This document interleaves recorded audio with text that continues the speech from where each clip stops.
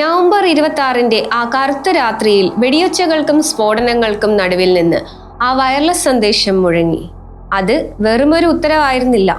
തൻ്റെ കൂടെയുള്ളവരെ സുരക്ഷിതരാക്കാൻ സ്വന്തം ജീവൻ പോലും ബലികൊടുക്കാൻ തയ്യാറായ ഒരു നായകന്റെ അന്ത്യാഭിലാഷമായിരുന്നു അത്. കൊല്ലപ്പെടുമെന്ന് 100% ഉറപ്പുണ്ടായിട്ടും മരണത്തിന്റെ കണ്ണുകളിലേക്ക് നോക്കി പുഞ്ചിരിച്ചുകൊണ്ട് നടന്നു കയറിയ ധീര സൈനികൻ കോഴിക്കോട്ടുകാരൻ മേജർ സന്ദീപ് ഉണ്ണികൃഷ്ണൻ.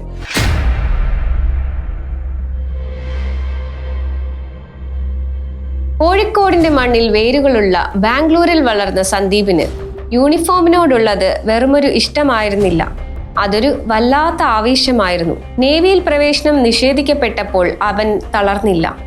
ഒടുവിൽ നാഷണൽ ഡിഫൻസ് അക്കാദമിയിലൂടെ അവൻ തന്റെ സ്വപ്നത്തിലേക്ക് നടന്നു കയറി. കാർഗിൽ യുദ്ധമുഖത്തും കൊടും തണുപ്പുള്ള സിയാച്ചിനിലും കമാൻഡോ പ്രാക്ടീസുകളിൽ അവൻ പങ്കെടുത്തു. അവിടെ അദ്ദേഹം ശത്രുക്കളുടെ തീവ്രമായ പീരങ്കികളുടെയും ചെറിയ ആയുധങ്ങളുടെയും വെടിവയ്പ്പിന് വിധേയമായ ഫോർവേഡ് പോസ്റ്റുകളിൽ സേവനമനുഷ്ഠിക്കുകയും ചെയ്തു. 1999 ഡിസംബർ 31 രാത്രി 6 സൈനികരുടെ ഒരു സംഘത്തെ ധീരമായ ഒരു ദൗത്യത്തിൽ അദ്ദേഹം നയിക്കുകയും കനത്ത എതിർപ്പ് നേരിട്ടിട്ടും ശത്രുസ്ഥാനത്ത് നിന്ന് കഷ്ടിച്ച് 200 മീറ്റർ അകലെ ഒരു പോസ്റ്റ് വിജയകരമായി സ്ഥാപിക്കുകയും ചെയ്തു.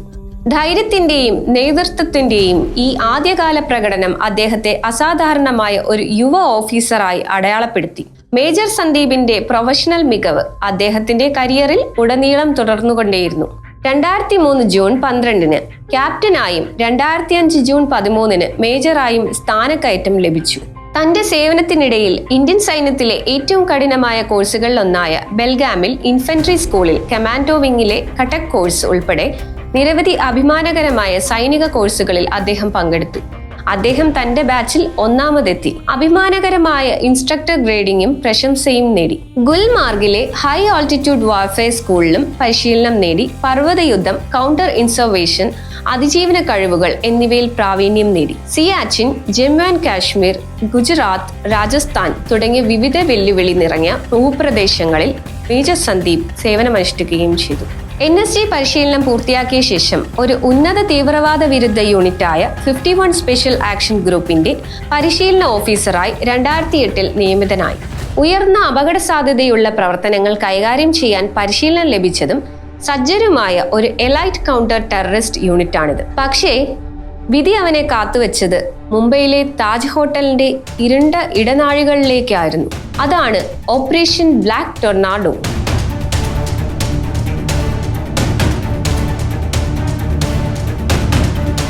2008 നവംബർ 26 മുംബൈ നഗരം വിറങ്ങലിച്ചു നിൽക്കുന്നു. താജ് ഹോട്ടൽ അക്ഷരാർത്ഥത്തിൽ ഒരു മരണക്കോട്ടയായി മാറിയിരുന്നു. എങ്ങും പുക, രക്തത്തിന്റെ മണം, നിലവിളികൾ. ഭീകരർ എവിടെയാണെന്നോ എത്ര പേരുണ്ടെന്നോ ആർക്കും അറിയില്ല.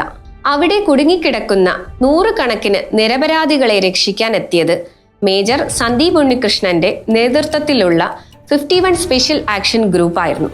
നവംബർ 26 രാത്രി സൗത്ത് മുംബൈയെ പിടിച്ചു കുലുക്കിയ നിരവധി ഏകോപിത ഭീകരാക്രമണങ്ങൾ നിരവധി പ്രമുഖ സ്ഥലങ്ങളെ ലക്ഷ്യം വെച്ചു. ഇതിൽ 100 വർഷം പഴക്കമുള്ള താജ് ഹോട്ടൽ ബന്ദികളെ തടവിലാക്കിയ സ്ഥലങ്ങളിൽ ഒന്നായിരുന്നു. 51 SAGയുടെ ടീം കമാൻഡറായി സേവനമനുഷ്ഠിച്ച മേജർ ഉണ്ണികൃഷ്ണൻ ഹോട്ടലിൽ നിന്ന് ബന്ദികളെ മോചിപ്പിക്കുന്നതിനുള്ള നിർണായക ദൗത്യത്തിനായി വിന്യസിക്കപ്പെട്ടു. ടീം കമാൻഡറായിരുന്നു അദ്ദേഹം. 10 കമാൻഡോകളുടെ ഒരു സംഘത്തോടൊപ്പം അദ്ദേഹം ഹോട്ടലിൽ പ്രവേശിച്ച് പടിക്കെട്ടിലൂടെ 6ാം നിലയിലെത്തി. സംഘം ഇറങ്ങാൻ തുടങ്ങിയപ്പോൾ തീവ്രവാദികൾ 3ാം നിലയിലാണെന്ന് ഇന്റലിജൻസ് സൂചന നൽകി. 5ാം നിലയിലെത്തിയപ്പോൾ നിരവധി സ്ത്രീകളെ ബന്ദികളാക്കിയ ഒരു പൂട്ടിയ മുറി സംഘം കണ്ടെത്തി. നിർണായക നേതൃത്വം പ്രകടിപ്പിച്ചുകൊണ്ട് മേജർ തന്റെ ടീമിനെ വാതിൽ തകർക്കാൻ നിർദ്ദേശിച്ചു. മുറിക്കുള്ളിൽ ഒരു ഗ്രനേഡ് പൊട്ടിത്തെറിച്ച ശേഷം തീവ്രവാദികൾ അപ്രത്യക്ഷരായി. അകത്തുനിന്ന് പൂട്ടിയിട്ടിരുന്ന 4ാം നിലയിലെ ഒരു മുറിയിലാണ് തീവ്രവാദികളെന്ന് അവർ സംശയിച്ചു. മേജർ സന്ദീപും സംഘവും ഏകദേശം 15 മണിക്കൂർ ഹോട്ടലിൽ നിന്ന് ബന്ദികളെ ഒഴിപ്പിക്കുന്നത് തുടർന്നു. നവംബർ 27 അർദ്ധരാത്രിയോടെ മേജർ സന്ദീപ് ഉണ്ണികൃഷ്ണനും സംഘവും ബന്ദികളിലേക്കും തീവ്രവാദികളിലേക്കുമുള്ള ഏക വഴി ഹോട്ടലിന്റെ മധ്യേയുള്ള പടിക്കെട്ടിലൂടെ മാത്രമേ ഉള്ളൂ എന്ന് മനസ്സിലാക്കി മുകളിലേക്ക് കയറാൻ തീരുമാനിച്ചു. കാരണം അത് മാത്രമാണ് അവരുടെ വഴി. പ്രതീക്ഷിച്ചതുപോലെ കമാൻഡോകൾ പടിക്കെട്ടിലൂടെ മുകളിലേക്ക് വരുന്നത് കണ്ട തീവ്രവാദികൾ ഒന്നാം നിലയിൽ നിന്ന് NSG സംഘത്തെ പതിയിരുന്ന് ആക്രമിച്ചു. കമാൻഡോകൾ വാതിൽ തകർത്തപ്പോൾ തീവ്രവാദികളുടെ വെടിവെപ്പിൽ കമാൻഡോ സുനിൽകുമാർ യാദവിന്റെ 2 കാലുകളിലും ബുള്ളറ്റ് പതിച്ചു. ഒരു മടിയും കൂടാതെ മേജർ ഉണ്ണികൃഷ്ണൻ ഉടനടിയുള്ള ഭീഷണി നിർവീര്യമാക്കാൻ തിരിച്ചു വെടിയുതിർത്തു. അതേസമയം തന്നെ യാദവിനെ സുരക്ഷിത സ്ഥാനത്തേക്ക് മാറ്റുന്നതിനുള്ള ക്രമീകരണങ്ങളും ചെയ്തു. 27-കാരനായ കമാൻഡോ സുനിൽകുമാർ ജോധയ്ക്ക് 7 വെടിയുണ്ടകൾ തുളച്ചു കയറി ഗുരുതരമായി പരിക്കേറ്റു. മേജർ സന്ദീപ് തന്റെ ഒഴിപ്പിക്കലിന് സൗകര്യമൊരുക്കുകയും തീവ്രവാദികളുമായി വെടിവെപ്പ് തുടരുകയും ചെയ്തു. തൊട്ടടുത്ത പ്രദേശം പിടിച്ചെടുത്ത ശേഷം ഹോട്ടലിന്റെ മറ്റൊരു നിലയിലേക്ക് രക്ഷപ്പെടാൻ ശ്രമിച്ച തീവ്രവാദികളെ മേജർ പിന്തുടർന്നു. ഹോട്ടലിന്റെ വടക്കേ അറ്റത്തുള്ള ബോൾ റൂമിലേക്ക് 4 തീവ്രവാദികളെയും ഒറ്റയ്ക്കൊതുക്കാൻ അദ്ദേഹത്തിന് കഴിഞ്ഞു. തുടർന്നുള്ള ഏറ്റുമുട്ടലിൽ അദ്ദേഹത്തിന് പിന്നിൽ വെടിയേൽക്കുകയും മുറിവ് മാരകമാവുകയും ചെയ്തു. NSG ഉദ്യോഗസ്ഥരുടെ അഭിപ്രായത്തിൽ അദ്ദേഹത്തിന്റെ അവസാന വാക്കുകൾ ഇങ്ങനെയായിരുന്നു: നിങ്ങൾ ആരും മുകളിലേക്ക് വരരുത്, ഞാൻ അവരെ കൈകാര്യം ചെയ്യും എന്നായിരുന്നു. അദ്ദേഹത്തിന്റെ അസാധാരണമായ ധൈര്യവും നേതൃത്വവും അദ്ദേഹത്തിന്റെ ടീമിനെ ഓപ്പറേഷനിൽ മുന്നോട്ടു പോകാൻ പ്രേരിപ്പിച്ചു. ഒടുവിൽ എല്ലാ തീവ്രവാദികളെയും നിർവീര്യമാക്കി ദൗത്യം വിജയകരമായി പൂർത്തിയാക്കി. മുംബൈ താജ് ഹോട്ടലിലെ ബോൾ റൂമിലും വാസബി റെസ്റ്റോറന്റിലും കുടുങ്ങിയ 4 തീവ്രവാദികളെയും NSG കമാൻഡോകൾ പിന്നീട് വധിച്ചു. 31 വയസ്സുള്ളപ്പോൾ മേജർ സന്ദീപ് ഉണ്ണികൃഷ്ണൻ സമാനതകളില്ലാത്ത ധീരതയും നിസ്വാർത്ഥതയും പ്രകടിപ്പിച്ചുകൊണ്ട് ഇന്ത്യൻ സൈന്യത്തെ മുന്നിൽ നിന്ന് നയിച്ചു. തന്റെ ഉന്നത പാരമ്പര്യങ്ങളിൽ ജീവൻ ബലിയർപ്പിച്ചു.